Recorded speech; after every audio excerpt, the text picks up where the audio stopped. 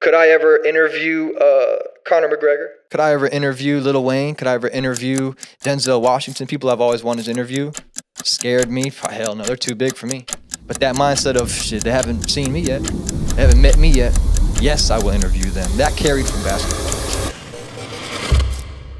Father God, Lord, just come to you today, Lord. We're just thankful for this opportunity to utilize this platform for your good, for your grace, Lord, to be vessels for you, God. We just ask that we're able to spread hope, spread love, spread wisdom, knowledge to the world, God. We just ask that you guide us and allow us to be a light. We pray this in Jesus' mighty name. Amen. Amen. What's up, guys? We're here for another episode of the Discipline Legacy Podcast. I have a very special guest today, my man Wydo. This guy has been a steeple in the community of the podcast game, just steeple of the community that we live in, that we grew up in, and very passionate about what he does. Definitely has his own kind of swag style about him that just is one of none. And I mean, that's what it comes to when it comes to this game. We've been talking now for a while, trying to get together and get this thing going. I was a guest on his podcast, and you've been someone that I've looked up to in this game, and it's a pleasure to have you here, and I appreciate you coming in today, man. Yeah, I appreciate those words, Johnny, for sure. It's a great studio you have here. I'm really impressed. I remember when you were first starting out, getting into this, you've always been saying, I want to do it. I'm going to dive in. I don't know how I'm going to do it, Wyatt. I'm going to figure it out on the way. And you certainly have, bro. Beautiful studio. Shout out to AJ over there, man. A great team. Yes. And I love it, bro. Thank you for having me. Yes, sir. And so we're flipping the script. Yeah, I love it. Flipping the script. So today you get to be the guest. I get to interview you. I get to ask the questions. And man, Discipline and Legacy. Let's hear the whole story. Let's hear the Wydo story. Let's hear how it all started for you, man. Where you're from, how it started. I appreciate that. Yeah, it's really weird for me. Usually I'm the one freestyling questions, asking people. I love to be a guest. And I always tell people that want to jump into podcasts, jump into content, everyone wants to start their own show. But I'm like, go be a guest for a long time. You get to really tell your story. When you become a host, you lose a percentage of your opinions, I feel, because it's about asking somebody. So I'm grateful that you have me as a guest today, Johnny. I'm Wyatt Springer is my real name. I go by Wydo. I'm a fourth-generation Floridian. I was born in Rockledge, Florida. My whole family got a space shuttle tattoo, but my dad and most of my dad's side of really all my family have worked in the space shuttle program for NASA, for other different contractors for that. So when I was 5, we moved down to Port St. Lucie. So I consider myself a real PSL guy. I've been here since I was 5. I pretty much was raised here for sure, back and forth between Fort Pierce and PSL. I graduated from Port St. Lucie High School in 2013.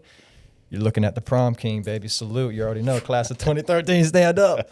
I loved high school. I went to Southern Oaks Middle School. I loved my community. I feel like I was a part of PSL before it was cool, before everybody was here and traveling, migrating to here. I love to see in 2026 the kids, the people on TikTok say, I'm from Port St. Lucie, or mention PSL. Where when I was in school, 2006, 2010, if we went out to Miami or we went somewhere else, where are you from? I don't know. I'm from up there. I'm from Florida. Right. Or when I went to college in Connecticut. Right. When I was in college in Connecticut, people would say, where are you from? I would just say, I'm from Florida. They no clue what Port St. Lucie was, no idea. And if you were from Florida, I think Port St. Lucie had a weird look to it. But now I think it's been rated it's on the map. It's a safe city, they say. People love it. It's a growing city. So I love that. So I could declare myself as a Port St. Lucie vet, a Port St. Lucie guy. That's what I like to claim myself as. I'm a basketball player. I used to skateboard as a kid, but basketball really shaped my life, who I am. My parents didn't really love basketball, so I didn't have the story of travel ball or parents being big fans of me or coaching me at all. They really didn't like basketball at all. And nothing wrong with that. They loved me at the end of the day. They came to all my games. They did whatever they could to support me. Once they started seeing in the newspaper, there's gang violence, shootings, people getting beat up at the park. All right, Wyatt, we're not dropping you off at the park no more. So then I had to ride my bike, walk, because I truly wanted to be there. And it's almost like a rebellious, like, oh, they're not going to let me go. I don't even think it was rebellious, Johnny. It was just, I know that's where the great basketball is. Right. And these are people that I look up to. That's all I ever played. Whether they look like street dudes to you, whether there was some thugs or whatever you thought. No, there's a family atmosphere there. When you're out there every single day playing with the same people, it's almost like a. Yeah, and those were my people. And they might have been scary. They might have did whatever they did. But to me, if you showed up with respect at that court, and this is Sportsman's Park, where I was raised at, and any part, Lane Gate, Jessica Clinton, if you showed up with respect, I think you were shown respect, especially if you could play a little bit, which I could back then. So I was taught to be humble, to be quiet. I didn't showboat. If I made a 3 in your face, I wasn't going to talk shit because I saw people get beat up. I really wouldn't, Johnny. I would let other people talk for me. Same way, man. Good sportsman. I mean, like I was always that way too. So I can. And I believe you should let your game be loud. Yeah, the game should be the loudest part of your game, not the voice. So when I would make a shot, make a 3, dunk on somebody, cross somebody, I'd let the crowd do it. Love it. Yeah, I got in a fight one time for that because someone talked so much shit to somebody who I made a shot on. He was like, "Miff." I got holes in my lip from street ball. That's all I ever played. He said a little something back to me. So, but I appreciate those days. I think that's what molded me into who I am. I'm a show you first, not tell you about it. And basketball, when you walk on the court, someone new, especially a white boy walking on the court, who's that? Dirk Nowitzki over here. They assume I'm somebody, right? So I got to show I'm not the ordinary white boy. I'm out here to really play. You can pass me the ball, and you don't want to come guard me probably. So that molded me, and the discipline and legacy. I feel my whole goal was to prove people wrong in the basketball world. I was told in high school, man, I had a really great drama teacher. I love theater. I like to be an actor. I wanted to be Brad Pitt, an actor when I grew up, but I didn't want to sing and dance. So I got into it with my drama teacher. Shout out to Mr. Madden. He's a legend, a real big staple in the Port St. Lucie community. But he told me, why you could be an actor. You could go to Juilliard's maybe. You could go to college for theater, for acting. You can't go to college to play basketball. You're not good enough. And that might have been a little motivation to him. Might have been a little bit of reality. He might have seen the potential talent that I had in acting maybe. But I took that as fuel to my fire. You don't think so? Bet. I'm going to go do it. And so when I lived out my dream and became a college basketball player, went all the way to Connecticut, froze my ass off, brought a bunch of my dogs with me, opened up a portal, I feel like, to this area, I was really proud. I'm not somebody that needs to show you my stats. Some of them aren't really impressive, but I was proud that if you played with me, if you knew me, you hopefully saw what I became. Because I wasn't always that good, Johnny. I was in high school, middle school, I wasn't that great. But later in life, I got really good. To me, I was disciplined in my abilities. I was disciplined and I want to go play ball. I don't want to go get trained. I don't want to buy a trainer. I don't have money for a trainer, but I want to go play ball with people who are better than me. Best training you can get, reps. Best training in the world is the game. The best teacher in the world is the game. So that was my life for a long time. I was kind of like music. I'm a hip hop guy. I feel like I'm a cultured white kid. That's what I like to call it. I don't see color at all, but I see what I like. And I like rap music, hip hop, and R&B, soul. And so I wanted to dabble into music in about 2012, 2013. Started making music, became Wydo.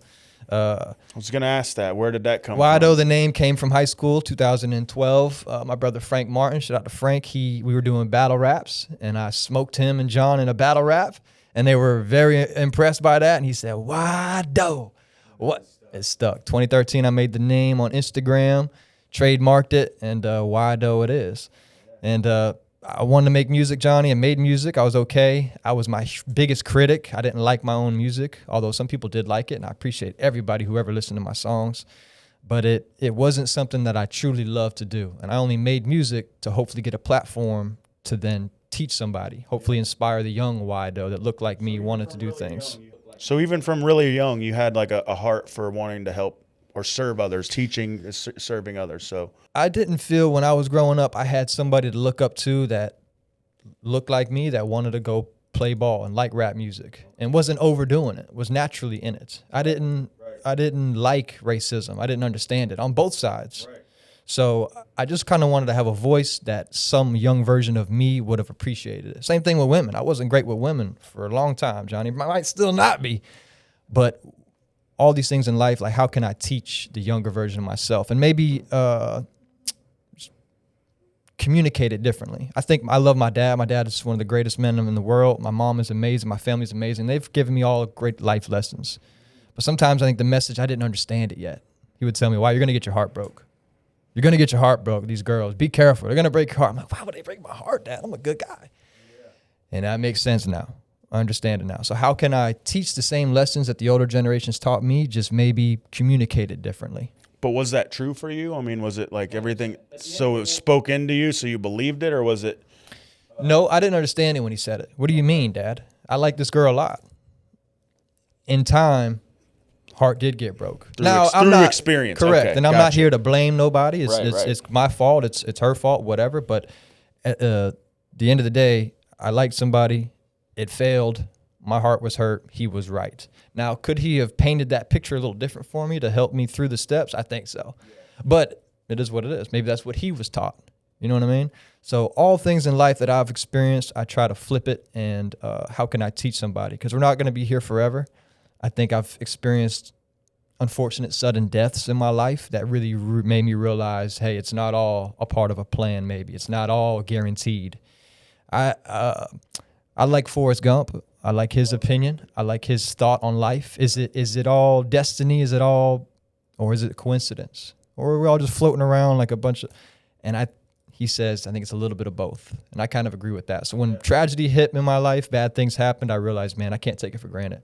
What if it was over for me tomorrow? Am I happy with what I've left? Am I happy with the legacy, the content, the friendship, the relationships that I've built? And so that kind of made me buckle down on leaving a better legacy. If that was young Wydo or maybe Wydo Jr. in the future, what would you have said to him in that instance now that, you know, you've been through what you've been through? I would tell that young Wydo, man, if you believe it, you can do it, but you got to work for it.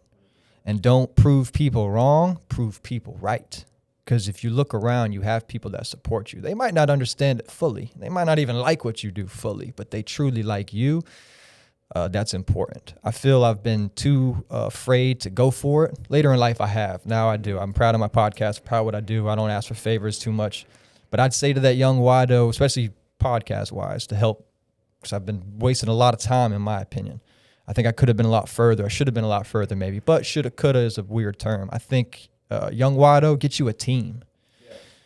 Shout out to my brothers, Chance and Q. That's my team. If anybody knows me, my upbringing, those two guys have helped me get to where I am today.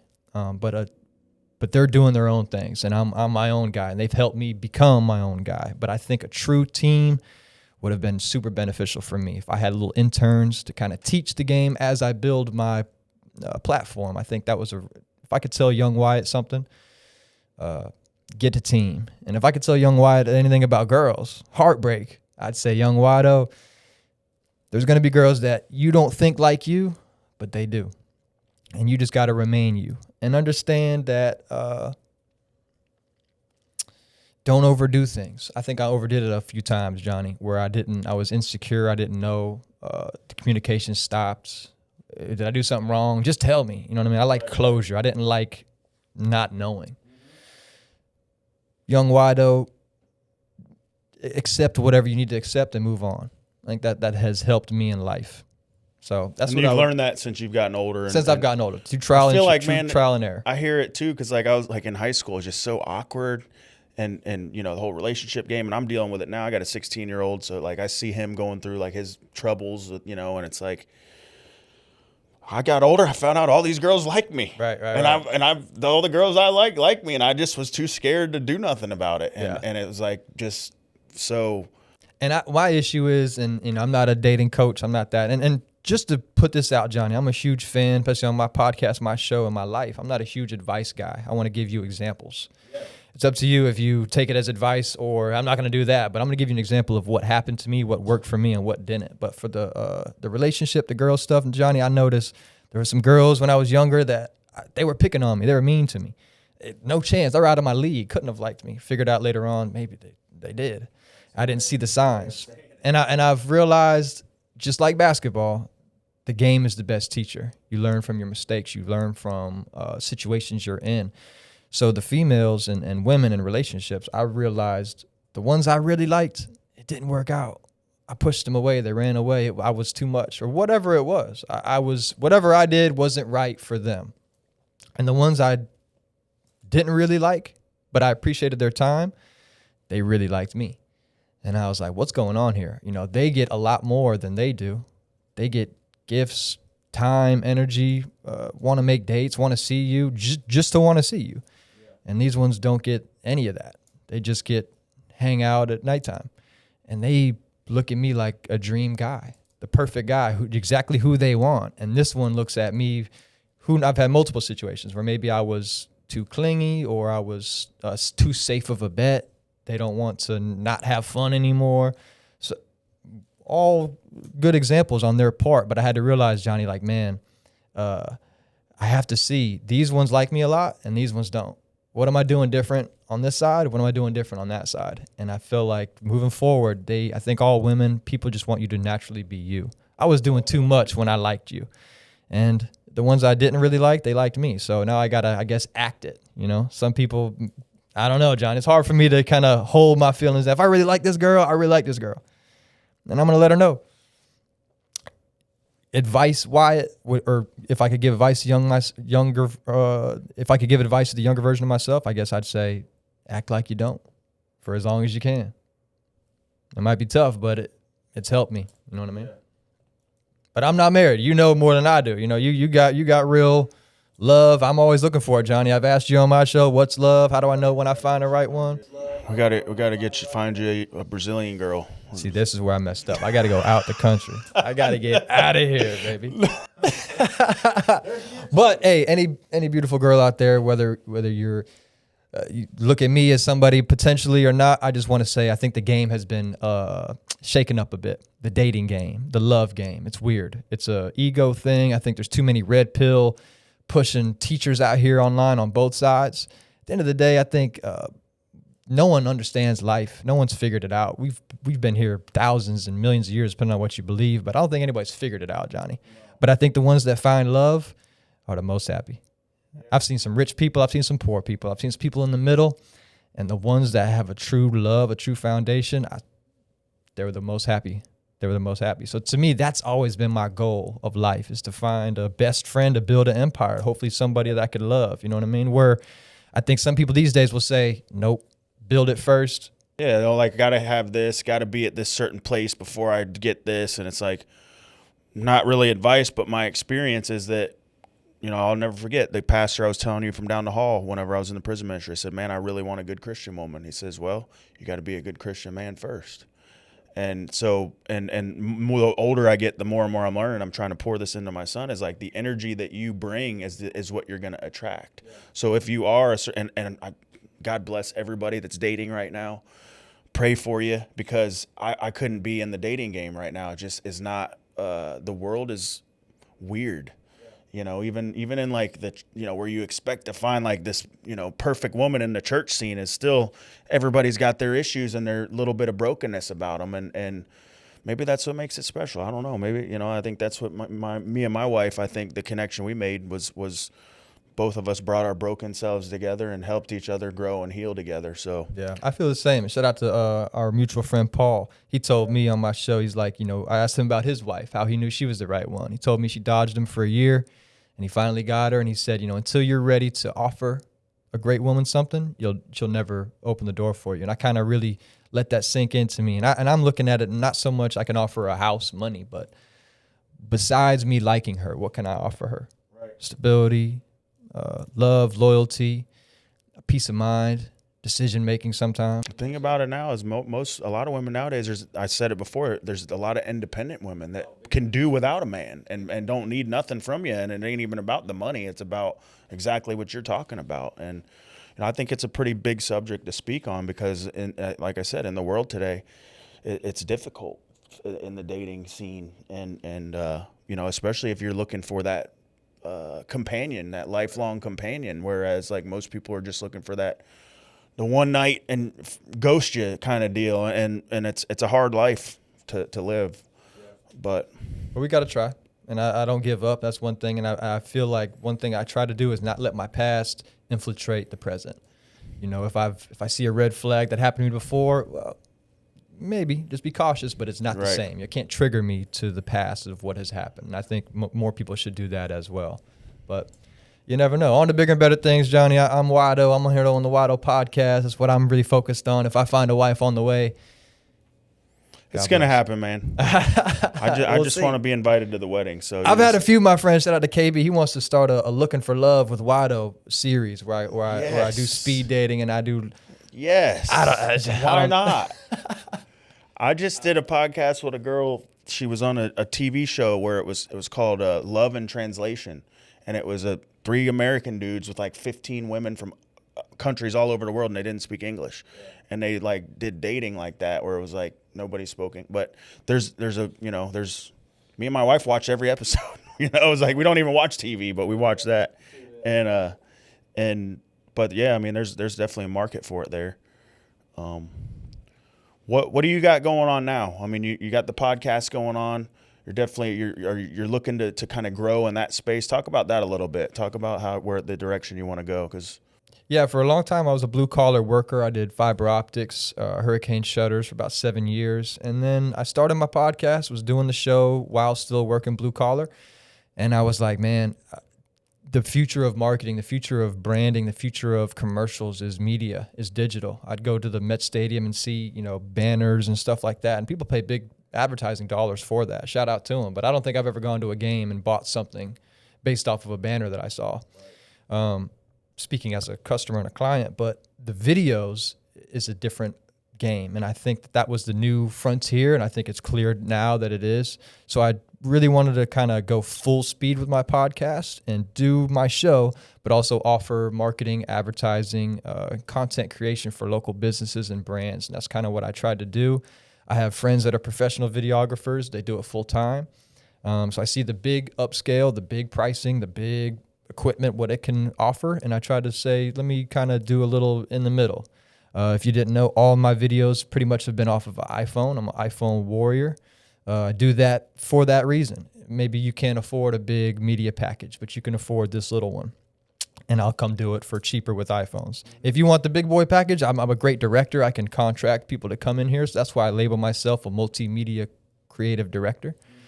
Because some video guys don't really like to deal with the client. It's a production too, because there's a vision with it. Correct, and I that's my skill. I believe I've steered away from. I don't want to get on the videos. I don't want to learn too much of the editing side in terms of that depth, because someone else is good at that. My skills is being a host, creating these questions, bringing out a real feel, and I'm a real quick creative person. I can see it in my head. So in terms of edits, if you tell me I want to have this idea, I can already kind of see it in my head, and then I make it happen working backwards. So that's kind of what I do right now. Shout out to Larry Neese Roofing. I work with him as his creative content director. So I kind of want to do that. But at the end of the day, Johnny, what's my future goals? I definitely don't want to be an editor. I don't want to be behind the cam doing that, because there's some people that are really, really great at that. And I think they thrive in that. And they wouldn't want to be speaking where I do. And I truly feel that's where my skills are. I've been doing this maybe 3 years on my own, full-time as Wydo, freelance marketing, freelance content creation. It's been definitely difficult. It's been some weeks, some months are good, some are tough. But I, don't regret it. And the days that I feel down or broke or whatever, Johnny, the days that I see somebody at Walmart or in the mall or at the gym and they say, yo, you're Wydo. Yo, I saw your video, man. That was awesome. I saw that podcast. Or when's this coming out? That always truly made me feel good. I've had blessed to have good views, bad views, don't really care about views. That's been my guy. I could have bought followers. I could have got into group chats. There's a bunch of ways to kind of get into this game that you have to do these days. There's so many people jumping in, you kind of got to pay to play. And I never wanted to, which has hurt me. But I think later on in life, maybe it won't. If that young Wyatt can see me, you can still do it, bro, with 2,000, 4,000 followers. You don't need the 30K. Because I know people with 100K. And I didn't think they were that impressive, Johnny. And I didn't think they did anything more special than me. So, and now the algorithm is so different. Changes every day. It doesn't matter what hashtag you put. It doesn't matter how many followers you have. So it's a weird game. That's not only to make good videos anymore. It's consistency. It's compounding. It's just that, like anything that you do in life, right? The free throws, talking about Michael Jordan, how many free throws he made, like compounding efforts is what creates the success. And failure too. Like, failure for sure. Jake Paul had, with his brand, the W or whatever, he said in that W, in the logo, there's an L in there because he turned all his L's into W's.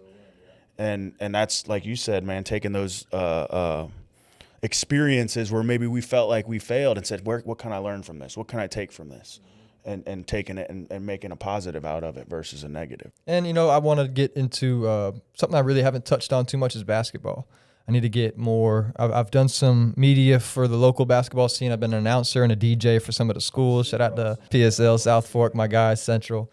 But I feel that I could provide a lot more in terms of mentorship and some training to some of these young kids. Because I got really good later in life, and most people didn't. I think a lot of people that I played with peaked in high school.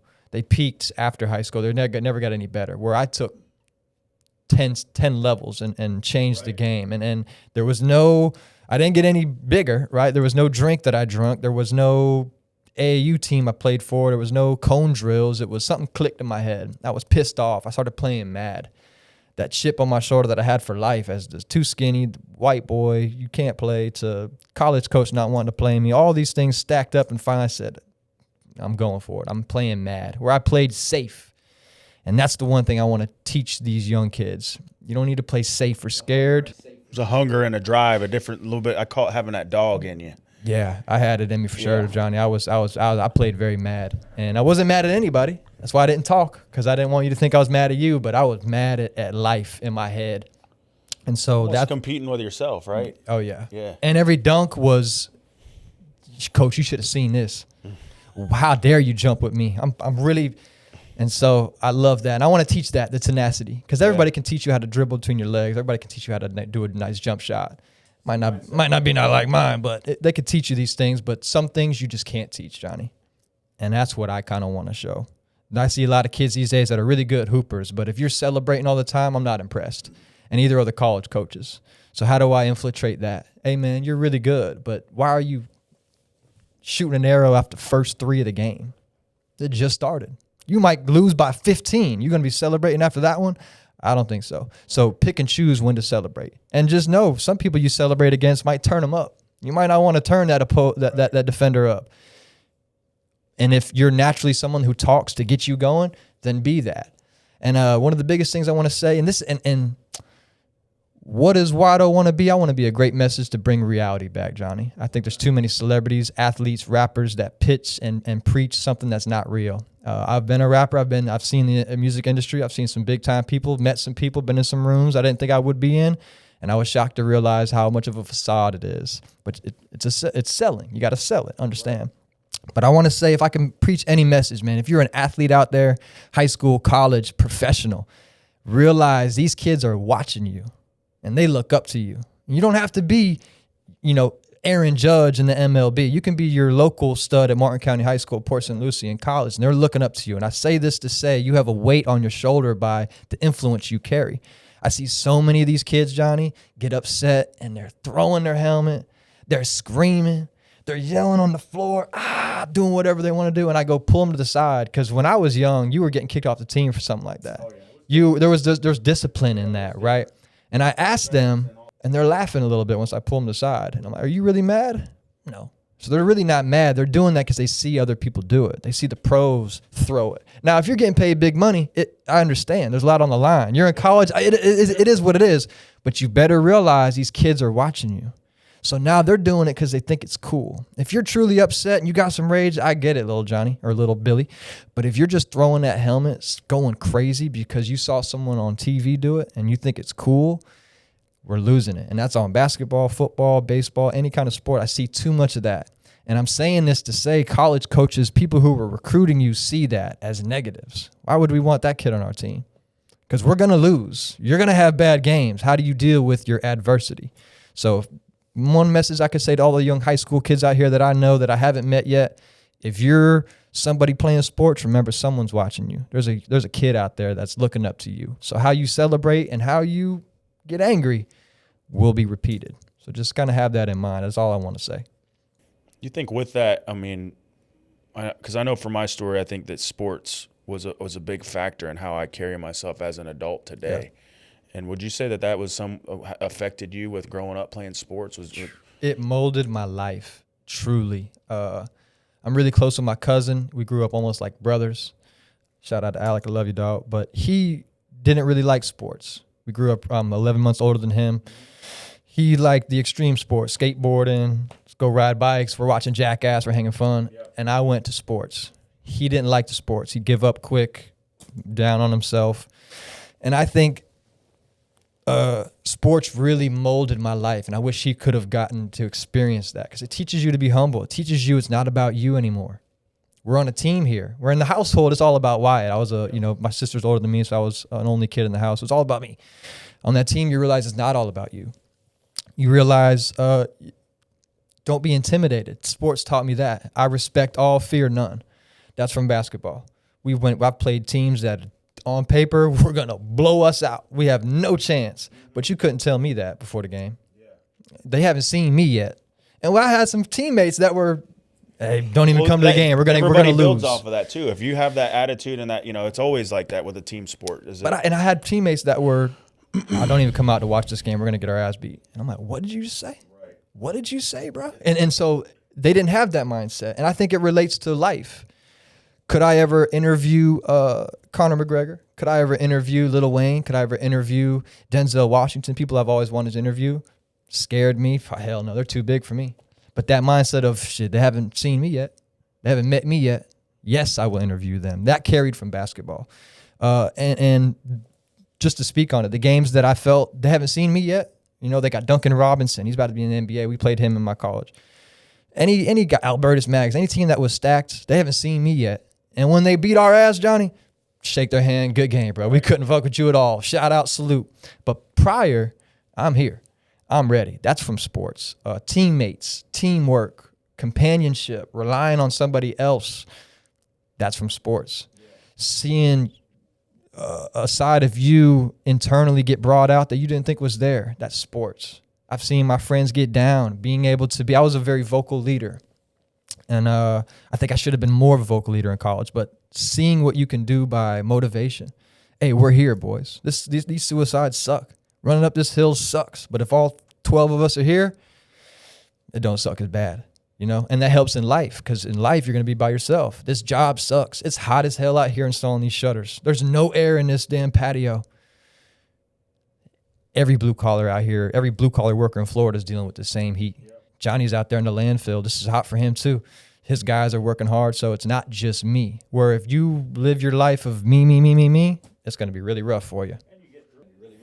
And you get through it, too. I mean, that was a big thing for me. I was scared to go into the office as working in the field. And I was like, I would have, like, this pile of stuff to do. And then I realized when I got in the office, like, man, I barely got 3 things done this whole day because I've been phone calls. And then I realized that everybody else is the same way. Like, they're barely get 3 things done, too. So I'm not, I thought I was, like, ADD and can't focus. And it's like you said, man, you realize that you're not alone. So it's and that's powerful. I think that's a message to be given for sure. And another thing, I think coaching is important. It's really important to learn coaching through sports. I've had great coaches. I'm grateful for everyone. Relationships were different with each one, but I think that's the same. How do you get prepared to have a boss? A coach is more like a boss than your parent is. Parents really love you unconditionally. Some are mean, some are strict, but a boss is business, baby. Doesn't matter how cool or what you feel. I'm paying you to do this service, to provide this, whatever. And that's what you're here to do. No feelings involved. That's kind of why I liked business. Coaching taught me that, how to appreciate someone above you. Now, it's not above you in life. I believe we're all humans here. No one's above me, but there's a totem pole here. That's it. And when you realize the boss has a lot bigger of a headache and a lot more headaches than you, I don't mind being the employee that gets to clock out and be gone. All right, Johnny, see you on Monday. If we get a call that something happened at the job site, they're not calling Wydo. They're going to call the boss. So, man, I say sports molded my entire life, if I could ever say that. Got me confident. Like I said, I didn't really like my music, even though it was pretty good, but I just wasn't a fan of it. I wasn't always a fan of my basketball skills until I was like, damn, what's going on here? I never thought I'd be windmilling. I never thought I'd have a handle like this. And I worked for it, Johnny. I worked day in, day out. People were impressed at how good I could dunk. I was dunking on little rims for 5 years before I even touched the 10-foot rim. But I had it. I had the technique, right? So I played football for a little bit, love football. Shout out to Coach Poole. Shout out to Port St. Lucie High School, man. Shout out to the Jaguars. They really molded me. I wanted to go to Centennial because at middle school, that's where all the friends were. That's where all the hot girls went. But I went to PSL, and that's all the hot girls went in middle school, man. We were trying to chase them. But Southern Oaks was my school. Shout out to Dean Carter. I love Southern Oaks. I actually saw Dean Carter a few years ago, and I was shocked to see her, man. And I think I had the school record for referrals. I had 17 in 7th grade. I was a bad boy. But I also love Miss Davis. Shout out to Miss Davis. She was the ISS teacher. Sometimes I would want to just go be in there with her. But for all the kids out there, be good in school. Yes. You know, there's nothing cool about getting in trouble, I would say. Not at all. But yeah, It takes you longer to get where you want to get. takes you a lot longer to get where you want to get, for sure. For sure.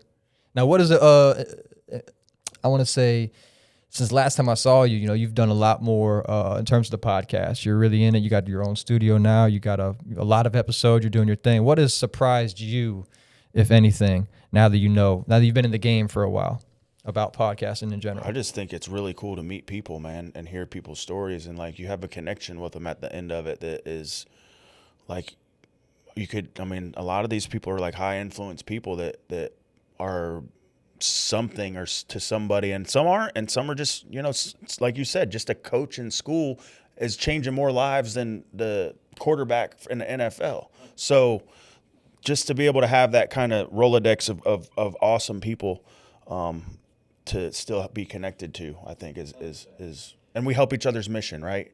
Yeah. You know, that's just part of it. Like, you know, you're in the same game, especially nowadays with content creation. It's like when you're speaking with somebody who's on that level, it's almost like we already know, like the collab comes, like we're hitting the collab, we're you know, boosting their stuff. We're, you know, because I want to see people win. Like, I'm not that guy that just because we do the same work, even in land development, like I made a group with all the land development companies in this area.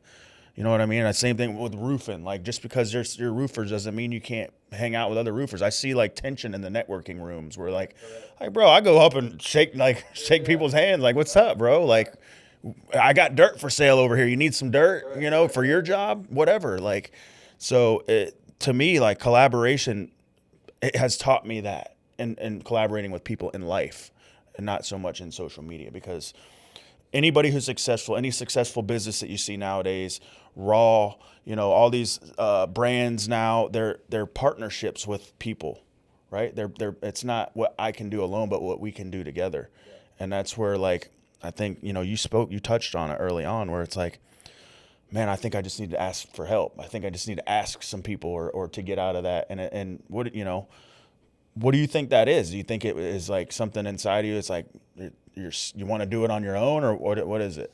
Yeah, I've always been a little lone wolf, I'd say.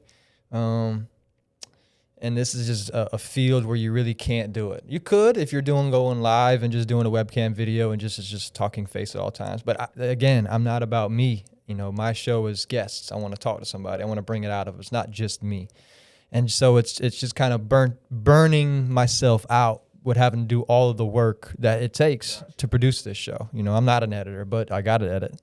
And I'm a kind of a dumb editor, I'd say. Shout out to Chance. My brother Chance has tried to tell me all the time to adapt. You know, go to DaVinci, go to Premiere, and I'm using my own little software. I literally take, if the podcast was an hour, it took me at least an hour to edit that because I go through the whole thing. Where nowadays they've got AI podcast editing tools that chop it for you, so it goes from an hour to 2 minutes.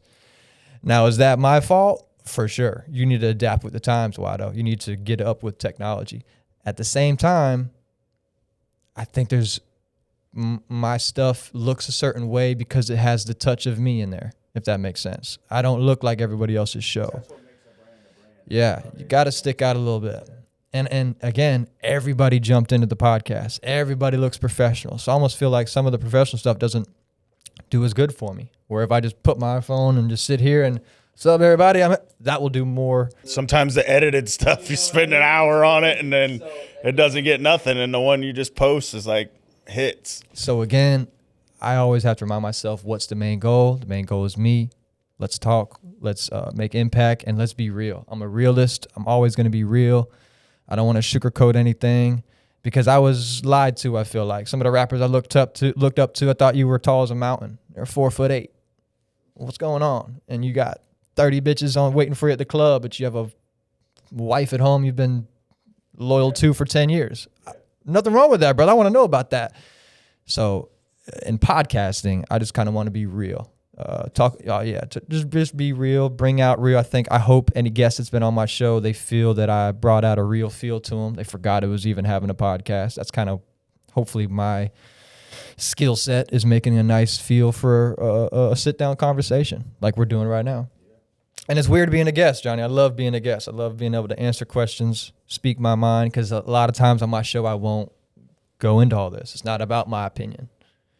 That's kind of what I look at it. But you talked about it a little bit already, and kind of went back there again just now, where you want to move into teaching, you want to move into coaching, and don't really know where that lands or where that is for you. Why is that something that is new, or is that something like, I mean, you talked about it when you were wanting to teach and when you were younger. Talk about that a little bit, and what directions you're thinking about going. So I love to teach. When I was doing fiber optics, I started out as a shovel guy, worked my way up to a working foreman and then a supervisor. I went from the dirty guy to you're wearing a collared shirt and you're telling these 15 to 20 grown men what to do. You're in charge of them, Wyatt. And I was like, okay, I could do this. Where I'm normally, give me the shovel, I'm going to show you how. Just get out the way. Where now I need to teach these guys. Yeah. And everybody's not the same. You can't teach everybody the same. You can't reward everybody the same. You can't discipline everybody the same. So I learned how to fluctuate that, be a great trainer. In shutters, I was the go-to training guy. Any new guy got sent to me, and I enjoyed training people, teaching people, coaching people. And then nowadays, and like I said, I touched on, I want to do it with basketball. I want to help trainer, but I'm not a trainer. I'm not a coach. And I feel like if you really want to make an impact in basketball, go be a coach, because we need coaches. But the podcast, the content realm is blown up, and I think I could definitely help coach in terms of that. Everyone does it. I think everyone is especially the athletes, the people who already have big money. It's just pay some people, and now you got a show. But is the show good? Right. I don't know. And I think I've been a natural good host. I've always been a curious cat. I've always been a question asker. Psychology and communications major in college. So I've always been interested in analysts, sports broadcasting. But now, how can I teach somebody how to be a better host? How to maybe tips and tricks of what I did? Because I was a good podcast editor, host of a low budget. And it might apply to big budgets. You just might not have been thinking about this. So that's kind of what I want to. How can I train that? A content creation consultant is kind of what I've called myself a little bit. UGC is huge, user-generated content. That's pretty much everything off iPhone, the way you feel it's real feel. And I think I know a lot about that. I think I know a little about a lot of things in this industry. And I think it's valuable. And if, main thing is people starting up their show, I think I could really help you avoid some mistakes, avoid some long-term things, and get right to it and improve yourself. I see too many hosts these days, John. I know you see so many shows, and some of them are boring. And I'm like, man, why wasn't that me? He's getting funded by a big network with a big budget and 14 sponsors. Like, how the hell did he get that gig? I'm not mad at him for getting that gig, but I'm just like, and not even that I want to take his job, but how do I improve him? Because I love podcasts. I love YouTube. I love watching videos, right? I'm a long form guy. I'm not a short format guy. So that's kind of what I'm thinking. How do I get in here and teach a little something? You know what I mean? Because I've had people who are really big reach out to me that I didn't think knew who I was, and they did. Shout out, I've had guys from Pat McAfee reach out. Tell Wydo, don't cut it like that, because what, Wydo? He knows who I am? Yeah, he knows who you are, bro. You watch your shows? Okay. Even around here, I think some people, sometimes my views aren't great, but I think I have real good impact locally. I think I'm known locally than maybe more known than I even know. And so it's like, okay, how do I teach? How do I help people help themselves, if that makes sense? Have you moved in that direction yet to try to see what that looks like? I mean, is that something that if somebody was watching the show today and they wanted to reach out to you for something, do you have a platform in place where you could take that, or would it, is it kind of your early stages now? Yeah, got a platform. I really haven't promoted it too much outside of some Instagram stories, but I love to do one-on-one counseling. Love to meet somebody, whether it's Zoom, whether I come meet you. I like to see what you have in place, what you're doing, what you're not doing, and then where I can kind of help you from there. In terms of the coaching stuff, I don't know how to find like a summit, or I don't know if I need to make my own, or just say, hey, I've thought about like even like Boys and Girls Club, or like correct. I got invited. That kind of got postponed. I was going to go there and teach some kids about content creation at the Boys and Girls Club, and actually as well as Del Cassens, the school over there. And I thought that was really important. But I don't want to really, I want to make money somehow. I got to, right? This has been the struggle for me, but I'm not a huge online course guy. But I'm like, you know what? Maybe I could do an online course. And not for everybody, but for the podcast people who are starting up a podcast. This is your 30-day, this is your whatever, 10-step, improve your podcast. I've thought about that. So that might be coming in the future. But more so, I just kind of want to meet people in person, maybe. One-on-one. That's where I've been, man, is I've found the most, I've been able to bring the most value in a face-to-face. That's where God has me right now. Like, and then, you know, if you're teaching something, that why not just videotape it? So then it becomes a one-to-many later on. So it's not even like you're pushing it as that, but you're just teaching something to one person, and then it becomes, you can teach many from it. But I honestly thought of the next event that we're going to do locally. I want it to be about content creation. And I think that, you know, I think there would get a lot of people in the door. And what happens when you get a lot of people in the door? You have the ability to bring yourself to that room and say, hey, look, this is what I do. I'm here to help you. If you want it, great. If not, that's great too. But here I am. Here's what I do. Here it is. Versus, you know, because one of the things I've learned is that sometimes just posting a picture of it or a flyer, people just kind of go by it. But whenever you're sitting there talking about it and explaining it and saying, this is what I am, this is what I do, this is what I got going on, then they're like, wow, been watching your content for 10 years, never knew this about you, you know, like, so it's. And that's when people realize you shot this off an iPhone. Yeah. Then I'm like, man. I went to Podcast Junkies. Shout out to them too, because he's helped me out a lot in my path. He's got 6 iPhones. 6 iPhones connected to one iPad, and it's an editing software that they all he can do live switching when one person talks, and you don't need that, you know. And that's where, like when I first started, I was going for the $3,000 cameras, like trying to put them on a credit card and figure out how I'm gonna pay for them later. And their dude's like, you don't need that, man. Get you a little cheap camera. And even, you know, it was like, so, and it works. Yeah, and I believe that truly. And I've always reminded myself, like, the show is first. The content is first.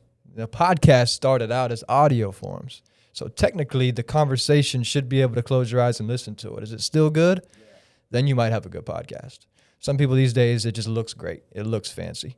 I think that's new. That's the new age, is the video podcast. Because now with clipping and everything, that's how people get themselves out there, is clip farming and putting it on multiple, you know, pages but if you don't have audio and people listening on audio, because that's where it started for me. Like, I used to listen. I would, on the way to work, I mean, I listened to every single motivational tape, speaker, whatever it was on YouTube. I got to the point where I would like hit play on one and be like, man, I heard this one already. And but so that, I think maybe is what part of why I came in this direction. I don't know. I love it. And I can't wait to see what else I can do.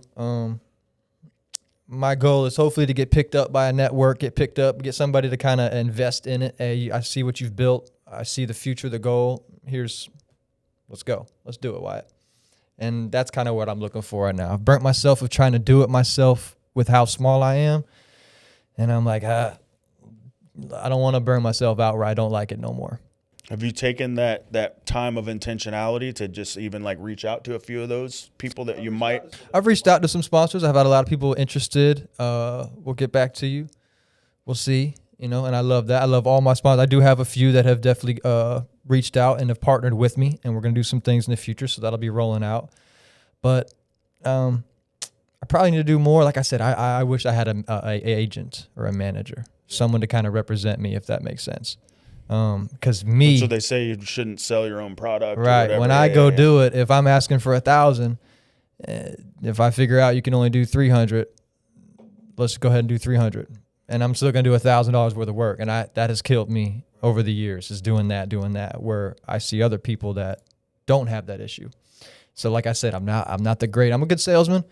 I'm just not a great. I'm a decent salesman. When I worked at LA Fitness, I couldn't really last there because they didn't like how I would sell people to get them in the gym. I wanted you to come work out, bro. And if the cheapest deal was all you could get because that's all you needed, that's what I'm going to put you at.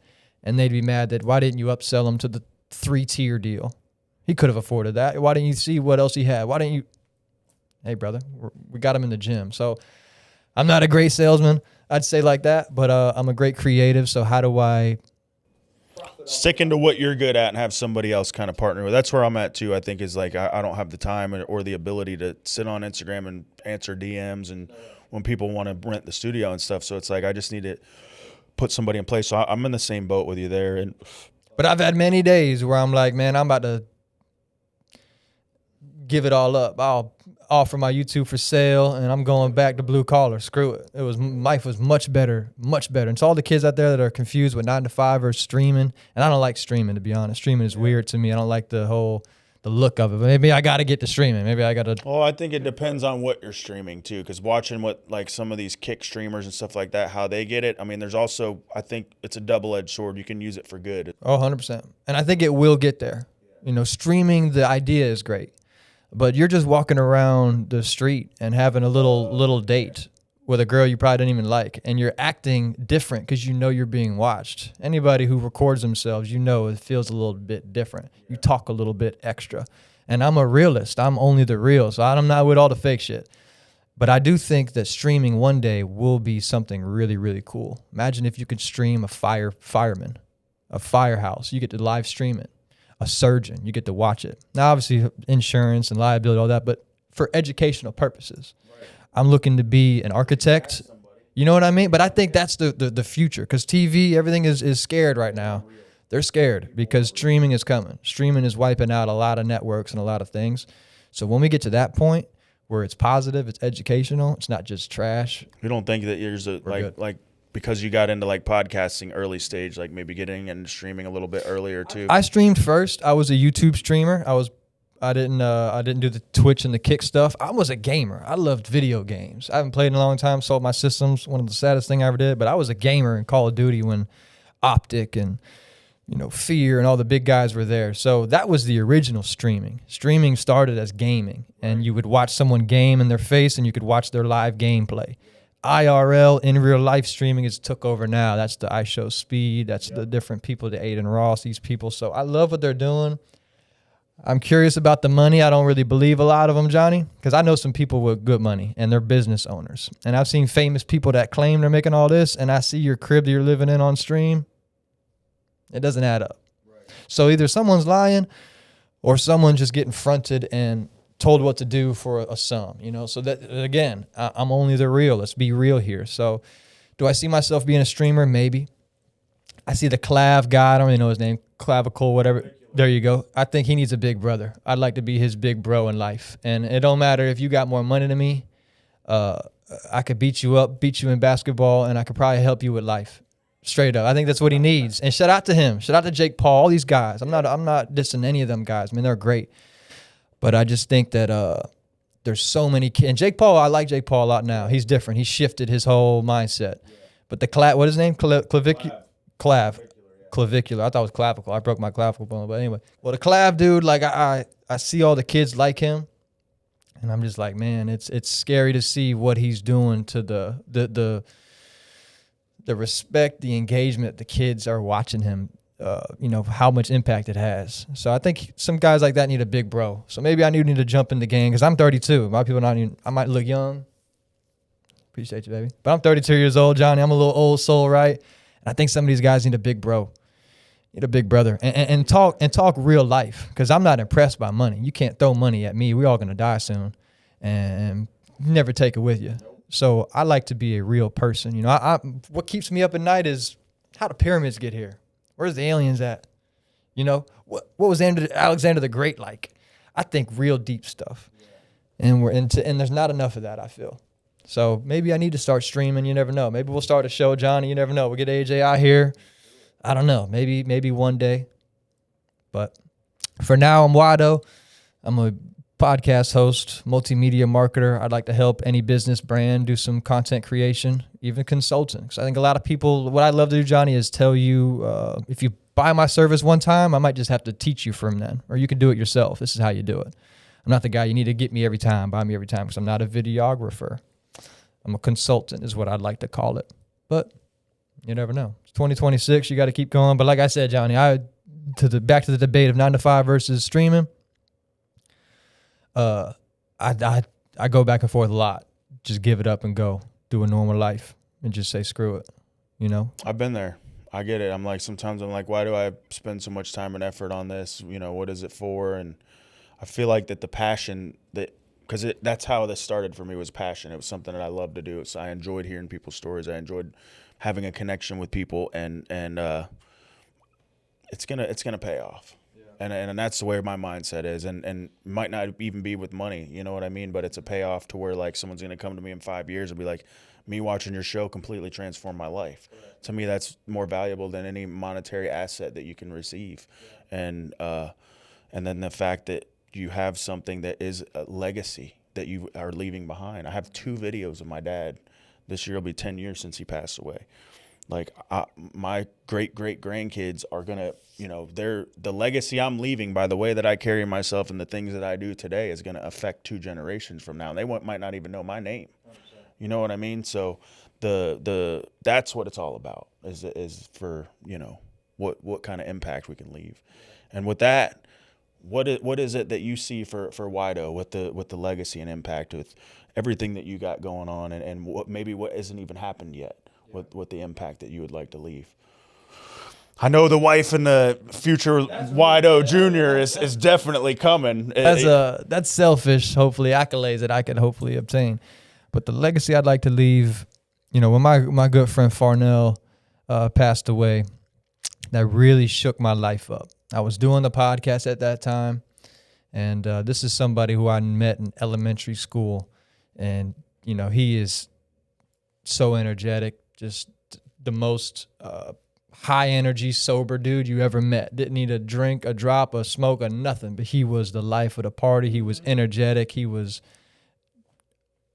Couldn't even describe him more than just a bright person in my life, and that's Farnell Etienne, and he unfortunately took his own life, and that really shook me up. I've always been a big supporter and someone who talks about men's mental health, and that moment really woke me up, because I'm doing a show at that point. I'm trying to make videos. I'm trying to do stuff that people will like, but man, I've never had a great message. I touched on mental health on my show, but I never really honed in on it. And I think in men, we're a lot different than women, because we don't really have the companionship of friends. I think a lot of us are alone. A lot of us, when shit gets deep, shit gets real, we will keep it bottled up. We don't want to seem soft, seem whatever, weak. We don't want to tell nobody. And his situation, you know, was definitely unique for his own. But when I got the text that Farnell had died, that really woke me up. I made a video leaving work that day. I've debated deleting it so many times, but I left it up just because it was real and raw. And I basically am crying in my car, making the message to anybody out there that if you feel like you're doing something, you need to reach out to somebody. Mm-hmm. And unfortunately, the video went viral. Doesn't make sense to me. And then I understood, okay, this is why people fake some tragedy. This is why people fake bad news, because they want clips. And I wasn't faking nothing. You could have took my whole Instagram page and everything I've ever done if you would have got Farnell on the phone with me that day. And so that moment really pivoted everything for me.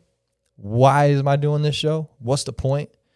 And I'm down on myself because I still need to do more. You know, I made a promise to Farnell and myself that I would make my show a beacon of an example of why men's mental health is okay, why it's important. And I don't know how to explain it, to be honest, Jonnie. It's weird. But what legacy do I want to leave? He was a real one. Sum it up, that's it. Only the real I say all the time. He was a real one. Whether his emotions were real, whether his friendships were real. I'm not afraid to say I don't like that. If I don't like your stuff, I might not like you, and I'm okay with saying that. And I think more people need to do that. It's not that I have anything against you, but if you make music and I don't like your music, it's okay, brother. Yeah. I love you. There's opinions in this world, and I've been a music creator. I've been a podcast host, right? I'm somebody who's putting things out there, so I want to know if you don't like something. Don't fake it for me. Yeah. Don't be my friend. Hell yeah, bro, that podcast was great. That shit's terrible. I ain't watched a minute of it. Don't do that to me. I love your song, Wydo, just because you love me, and it's trash. And now I think, have you ever played it? No, it's terrible. I never played a song. I was real, weird. I want everything to be real.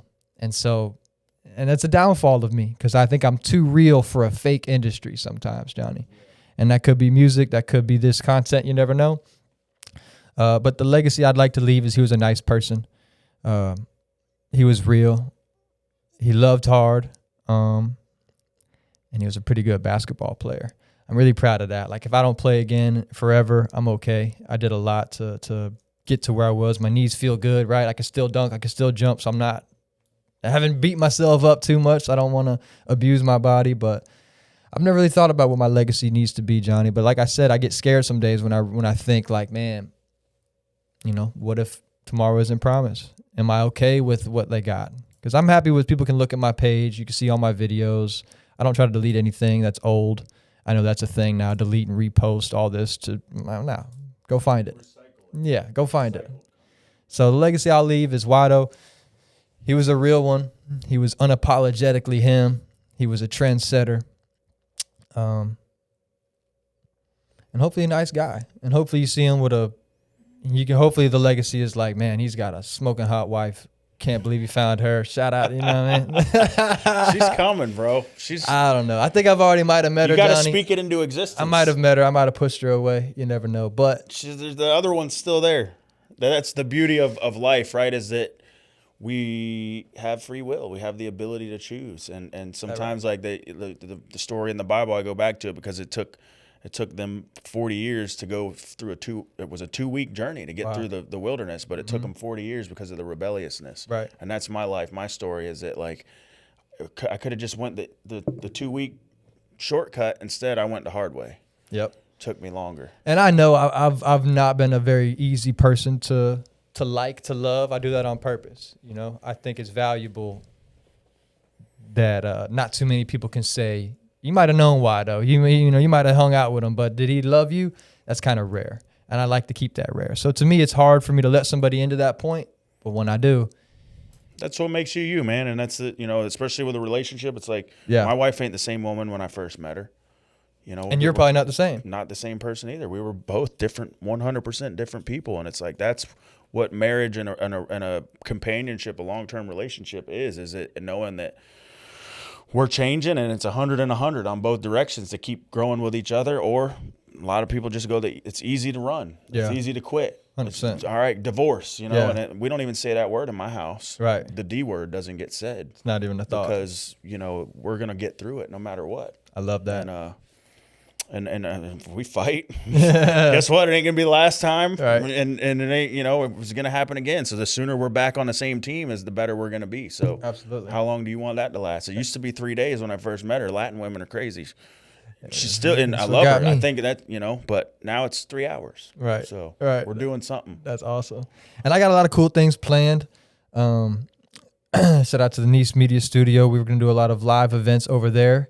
Maybe even at the Gold Tier Event Hall as well. I want to do a lot of live events. I've done the first one I'm gonna do is called Ladies Night Episode 2. Oh, yeah. I'm gonna be rolling out some more information about that this week probably. We've got 5 to 10 special co-host guests that are gonna be a panel of ladies for me. We're gonna have a live audience there that you can come watch it live. It'll be a really cool live podcast, live YouTube show. And same thing, I'm looking for love. But it's not just about me. Wydo podcast is educational for everybody. So I'd love to have a panel of beautiful ladies to come on and tell us what they think about the dating scene, what they like, what they don't like, what they're impressed by, what they're not impressed by. What turns them on, what turns them off. We're going to hear from them. Because too many guys are out here giving you examples. You want to take advice from a guy, or you want to listen to the girl themselves? Right. I kind of want to hear the girl, because guys have lied to me. What you do doesn't work for me, big dog, and you're not me, So stay tuned for that. Ladies Night Episode 2. We've got Rise of Warrior coming up. I will be there. Wydo Podcast is always live at Rise of Warrior. I don't think he's going to fight at this one. I think he wants to. He's training, not this one. They've already got it all set. Maybe the next one, you never know. But August 29th, the Rise of a Warrior. It's all going down at the Haverdale Fence Center. That's that day, but I definitely want to show up to Rise that night. I missed the last one. I wasn't. Oh, it's going to be great. And I've actually partnered with Dan. I'm introducing a new post-fight media sponsorship package. So I'm going to be interviewing every fighter, every winning fighter of every fight, and it's going to be a new thing. Post-fight interviews. We're going to offer a little one company sponsor package. So just kind of think, like, imagine if UFC offered post-fight interviews with Joe Rogan. What kind of market and value would that have? Well, I'm going to try to be a little mini Joe Rogan. And the local UFC is certainly Rise of Warrior. Shout out to Dan Donaldson and the entire organization. Can't wait for that. And I'm excited, bro. I'm excited for the future, but I really don't know. I'm kind of a guy that wings it, Johnny. I really don't know. I know I want to be a good guy, a successful guy somehow. I'd love to be going live every once a week like Pat McAfee does. I'd love to have kind of a show like that. You know what I mean? Some kind of media-esque platform. So Start sending emails to Netflix. People told me I need to go on Love Island. You never know. I'm looking for love. Maybe I just need to go on Love Island. Yeah. Bro. I've heard stories. I haven't watched the show yet. Oh, man. My roommate loves it. I've watched 2 seasons. It's okay. It's not for me, but shout out to him and God bless. Maybe. Maybe I'll get there one day. You never know. What if you had to speak to the next generation and you had something to say to maybe a young YouTube protege, somebody that wants to jump onto YouTube, somebody that wants to be in a podcasting game, somebody that wants to do content creation, what would be the advice that you had for somebody that's watching this show maybe that wants to jump in that game? Yeah, I'd say if you want to start content these days, everybody's doing it, but everybody's not you. So if you can do content that is based on you, based on what you like, you'll always stand out and you'll always appreciate your work. I think on this podcast, I've talked a lot about the struggles of mine, low views, low money, but no matter what it was, high views, viral, I liked all my videos, still do. And I wouldn't put it out if I didn't like it. And there's going to be points where you have to decide, do I put this out and I don't like it because I know it's going to do well for me? I'm not that kind of guy, but it's up to you. So if you're a new content creator, if you're going to want to take advice from me, I would want you to be real, be you. Don't sell out. What does sell out mean? Well, if you know Pranks does good videos, go do a public prank and prank somebody for the views, it probably wasn't a good thing, right? It doesn't help you in the long run. Now you're looked at as a prankster. You're not really cool. So if you want to do content, I would say my always advice is be you. Do what you love to do. Cater to things that you like. My biggest mistake was I was too vague. My show is about everything. Pick a niche. What do you like? Sport, movies, music, faith, something that you like. Get to that niche and really go in on it. My mistake was I'm too broad. People ask me all the time, what's your show about? I still couldn't tell you. I don't know. I'm just a curious cat named Wydo, and I interview people. And we have real conversations. But what is it about? I don't know. That's a regret. So find a niche, find what you like, or do like I'm doing and just do a bunch. I think broad is good, though, in a way, too. I mean, it's good, but it's taken me longer. Yeah. Because if you had to, like, let's say the podcast about doors, then you're only talking to the podcast people that are in the door industry. So I feel like that there's having a broader kind of But I just feel if you're the guy talking about the doors, if you keep doing it and you're really good, eventually you will be known as the door guy. Where I don't know who thinks of Wydo as, besides if you know me, you know what I mean? Like that's the issue with broad. And also if you're going to try and do content, don't forget to live real life. Real life is so much better than online. Love is so much better than likes. It truly is. And you're going to have days where you're down on yourself. I'm overwhelmed. It's not working. No one's watching. No one cares. Go out to a coffee shop. Go out to Dunkin' Donuts. Go sit somewhere. Go eat. Don't get Uber Eats. Go out there and go somewhere. You might see somebody. Give yourself a chance to have natural connections with somebody. It might inspire you. I've been inspired by normal people out in public. I drove my car, had a dude face plant while jogging on the street, 78 years old. Stopped the car, went and grabbed him, saved him, right? And I was really being serious. Halfway through driving, I'm like, sir, you mind if I take a video real quick? Because not to get views, to inspire somebody to really go out there outside. You might see somebody bust their face and you might be able to save him. You might be able to do something positive. You know what I mean? So go out there and enjoy real life. Be you. And I want to say stand on your opinion. Like, do you really like it? Are you really impressed by it? Because I think we've made a lot of people famous that might not have deserved it. Yeah. But it's a funny video. It's viral. Do you share it? I think people haven't realized until now that how impactful impactful you are as an audience. You know, we've made people famous. I don't know if they deserved it. Right. And some people aren't famous that do deserve it with a great story. So for me, I might not be the best guy to take advice from. If you want to start content, I could tell you all the things you need to do. But I like people to be themselves. Be you. You know what I mean? Don't compete with anybody because everybody's already in competition. And it's tough. Do your content. Don't be scared. And see what happens. You know? If you get hated on, it is what it is. Yeah. If they love you, it is what it is. It's up to you. You know what I mean? But do it for the right reasons. And being okay with it too, because you put yourself out there, you're gonna have the naysayers, the haters. Yeah. I know people that are really famous, really successful content creators, and it took them a long time. Sometimes even the people, I got a good buddy of mine that says that, you see these people who buy their way in, right? And they're still somebody with millions of followers can't get nobody to watch their stuff. Oh, yeah. And it's just, what kind of problems do you want? You know, shout out to my boy Destroying. D is huge, one of the biggest. But you might want the perks and the good things, but do you really want his life? That's why on my show I always ask, what are the bad days like? Is this important?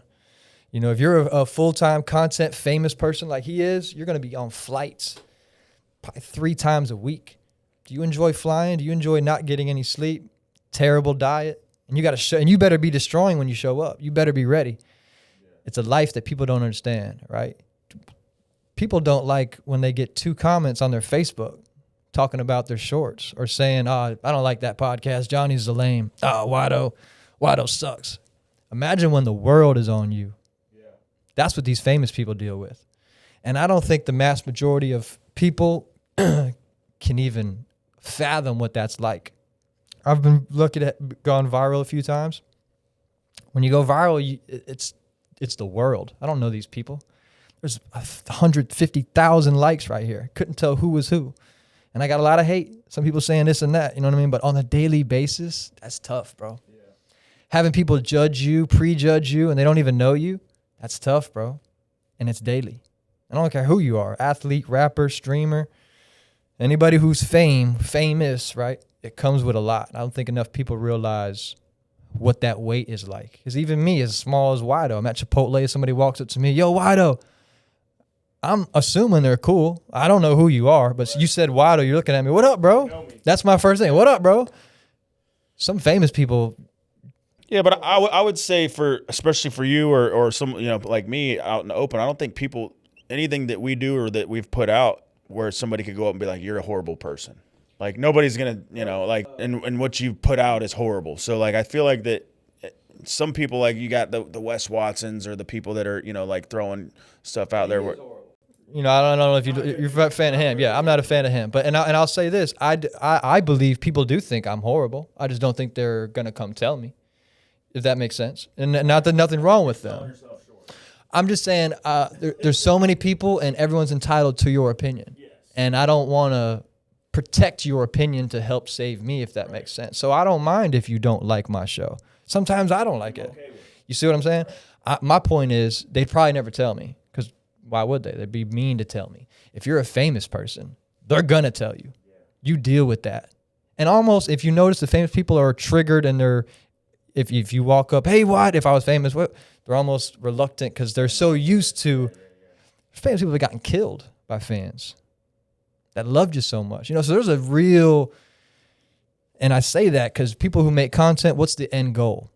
Do you want to be famous? This is what comes with it. Do you want to be rich? There's a lot of other ways. There's a lot of other ways to get rich than content. The richest people I know are business owners, not the famous guys. That's just how it is. But if you want to do it for the right reasons. If you want to be a guest of a podcast, hit your boy Wydo up or Jonnie. You know what I mean? I'd love to host you on my show. Jonnie, I'm always looking for guests. Right. The best way to kind of get your story out. So. And me, how I've done, some people have asked me, how do you get on my show? I've kind of reached out for people. If you have a business, you want to come talk your stuff on my show, I have a little price. You know what I mean? I'll shoot anybody. And I look at, if I reach out to you, it was kind of like a free sample. I wanted to talk to you. Right. And that's kind of how I've made my business plan there with the podcast, if that makes sense. But I love it. Keep on going. That's my advice to anybody. Keep on trying. Because I'm still trying. I don't know what I'm doing. I'm still trying to figure it out right now. I'm just winging it. I took that word out of my vocabulary. Winging it? Try. Try. Because you're not trying, bro. You're doing it. Doing it? I like that. You ain't trying. We ain't trying. We're out here. Yeah.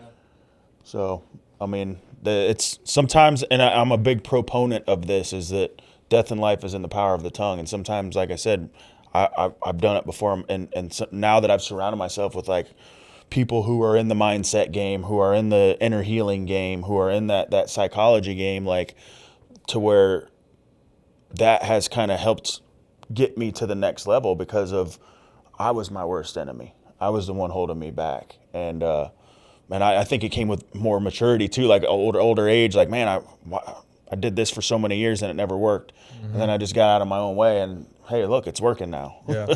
Right. I could complicate a cup of coffee. Now just give me black. Yeah. I'm good. That's it. You know, like, yep. I've tried to be a simple I don't need man. goat milk and all that. No, I couldn't relate to any of that. That's for sure. But awesome conversation, man. Yeah. Super, super blessed to have had you come on the show, man. What anything special you want to leave the audience with? I know you don't get to be a guest too many times. So. I don't. I want to make sure I can say something good here, something I can, think of. Another thing, I'm a freestyle guy. I kind of don't prep anything. I kind of just wing it. You know it. Best way to be. Yeah, but I'd like to just say, for everybody out there, I think the best lesson that I've ever learned in life was from my mom. My mom and dad are the greatest parents I could ever ask for in life. My dad is the biggest badass, hard-nosed dude I've ever seen. And my mom is the strongest human I've ever met. She battled stage 4 cancer twice, beat it twice. She's in remission now. And she's always preached to me, the best things in life are free. And I think it took me a little bit to realize that, like when you go through something bad with relationships, you're down on a girl, you're down about work, you're down about finances, whatever it is, the little things brought me back to peace and happiness. Seeing the stars, looking into the stars, I do that a lot because I'm curious. Where do we come from? Where are we going? What's up there? What's out there? And I think don't take life too serious because no one's figured it out yet. That's just what I believe. I don't think anyone's figured out yet. I researched guys like Genghis Khan, Alexander the Great, people of the past. And we've got guys like Jonnie and Wydo. And I don't think they're any different than us. We were human beings that bled red, cried clear. I think we're all the same here trying to figure it out. But I think there's something deeper in humans that I just can't explain, Jonnie. I'm trying to find that. I'm trying to understand that. You know what I mean? But if there's anything I could leave, just be a kind person, be nice. A lot of people want to change the world, as do I, but to change the world, you got to change your world. And I had to stop getting mad at little things. I'm late, but what am I really in a rush for? I can't be that mad at traffic. I don't know that guy flipping me off. Shout out to you, bro. Take things a little bit easy. Take things slow. Appreciate life for what it is. Go to the ocean if you're blessed to be near the ocean like we are in Florida. Go see nature. I think, touch the grass. Right. See some kids, see some dogs, some animals. Like, just slow it down is what I would say. Just slow life down because it moves real fast. I think it's just only getting faster and faster. I've lived the club life. I've lived go out, let's party, and then it's gone like that. And I've been with people that I truly liked. I truly loved them, and then it was gone like that. We have no communication no more. I haven't talked to them in years. It's over. So there's a lot of moments that I really wish I would have slowed down a little bit. Appreciate this. You know what I mean? Get off that phone. I'm here with you. I'm here with us. Let's do this. So that's kind of what I would say is take life slow. The earth spins really, really fast. Life moves really, really fast. We feel like a day is short, a month is long, a year is long, 10 years is long. But I'm 32. I'm closer to 40 than I am 21. That's scary. That's scary for me. So I'm like, let's slow down life a little bit, Wydo. Because at the end of the day, Jonnie, I feel like I'm still 16 years old in my head. And sometimes I feel like I'm 21. Sometimes I feel like I'm 48. Who am I? What am I? These are questions that I ask. I think I'll figure them out soon, one day. But if there's any message I can leave to the people, I know I'm rambling a lot here. But just take life slow. The best things in life are free. And don't take anybody or anything for granted. And that's kind of what I would leave it on. And if anybody wants to reach out for your boy for any content consultation, if you want a friend, if you want advice, if you need some opinions on your music or your podcast, I'll definitely be it. And I might tell you it's not good and this is where you need to improve. But if anybody needs to reach out to me, if you need a friend, if you need a mentor, if you need a content consultant, reach out to your boy. If you're a local business that's looking for advertising, marketing, I think I can help you, as well as Jonnie. We're trying to be podcast hosts here on this beautiful, beautiful Treasure Coast 772. And last thing, I just want to shout out to some special people. Shout out to my parents. Shout out to all of my college teammates, all of my basketball teammates, anybody that's ever been on a team with me. You're my brother for life. Shout out to Cody. Shout out to Chance. These are my audio engineer and my videographer. Taught me everything I knew, showed me everything I knew, inspired me to do it. And lastly, I just want to say shout out to me. I kept on it. A lot of days where I probably should have given up, quit, and I didn't. And that's in all aspects in life. And so for anybody out there, you know what I mean? I hope you having a great day, a great week, a great month, and most importantly, a great life. And as I always say, Jonnie, if nobody told you, and if nobody told you today, baby, you look good. That's what I got to leave them on that. Amazing, man. Awesome podcast. Super, super grateful. Like I said, man, definitely gonna bring some impact for sure. So, I mean, like I said, we don't get to see this side of Wydo. So I'm glad that I got to keep my mouth shut and listen. And guys, if you don't know, you better know, because we're gonna put it all in the bio. Go follow, like, subscribe to all his content, because I'm just this big compared to what he's got going on. So I don't know about that. Stay tuned. I can't wait for the next Discipline and Legacy Summit. I want to come and be invited with that. So the Iron Legacy Collective event is happening next week. It's going down, and it's the beginning of something big. I mean, we're partnering with the local PAL Police Athletic League. So. Awesome.